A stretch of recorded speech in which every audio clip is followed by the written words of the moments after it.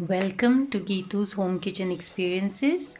Today we are going to try some gluten-free chocolate cookies. Yum yum. So for today's recipe, I am going to use simple and easily available nutritious ingredients like rice flour and chickpea flour, which is a vegetarian source protein source. I'm also going to use some coconut oil today, which is very soft like butter in this hot summer season. First, I'm going to add 1.5 cups of rice flour. Keep the measurement stable. Take one common measuring cup so that you can use the measurements correctly. I'm going to add equal amount 1.5 cups of chickpea flour in this. Just going to mix it a little. Now I'm going to add powdered unrefined sugar. I've taken 1.5 cup. If you feel you need some more, you can adjust according to your taste, but I think it's quite sweet enough. I'm just going to mix this as well. Now I'm going to add cocoa powder. I'm going to use 4 teaspoons of cocoa powder. If you don't have cocoa powder, you may try some melted chocolate. Adjust the taste accordingly because the chocolate bar may have sugar in it. So that's why I've decided to use this cocoa powder, plus it is healthier. I'm also going to use sesame seeds, a few handful of sesame seeds, maybe approximately 2 teaspoons. Now the sesame seeds that I'm going to add will give a good attractive look to the cookies. I also have some cocoa nibs with me. These are really healthy, so I'm going to add a few. You may add chocolate chips if you like, if you don't have cocoa nibs. Now I'm going to use 2 teaspoons of granulated unrefined sugar. This also is just to give a good look to the cookie because it will all come up on the surface and it will really make your cookies look attractive. Now I'm going to mix this up nicely. As I mentioned, instead of butter, you can use coconut oil because it is as soft as butter. I've added approximately 90 grams of coconut oil here. So mix this well into the mixture. I have flaxseed paste here. Now for this, you use the linseed or flaxseed and powder it in the mixer and then soak it in a little water for some time. It becomes a paste. And then you can add this to your cookies because it will just add more nutrition to your cookies. It contains omega-3 fatty acids. I'm going to add baking powder. This is the last ingredient, 3/4 teaspoon of baking powder.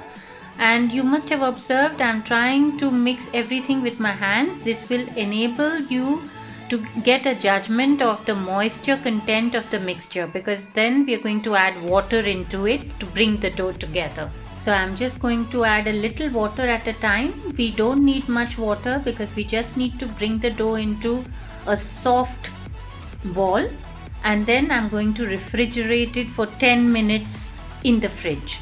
So just be careful. I have just needed 3 or 4 teaspoons of water in it, and look, the dough is quite wet. It's coming together already into a ball. So just try to be very gentle with the amount of water you're using and slowly bring the dough together into soft ball.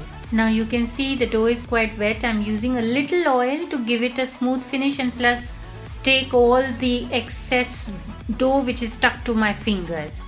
So you can see now it has come into a nice smooth shiny ball. It's quite soft.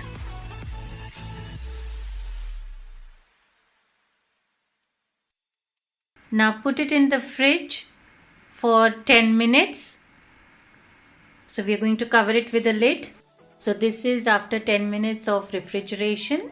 I have just greased my palms a little with oil and I'm going to now take small portions and shape them into round.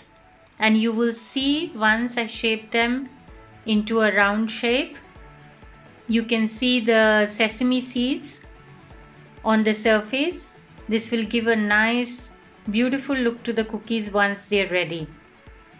So you can shape them into whatever shape you prefer and the size that you prefer. Look, you can see the sesame seeds are already seen on the top. Place the cookies a little at a distance so that they don't stick to each other as they're going to rise in size.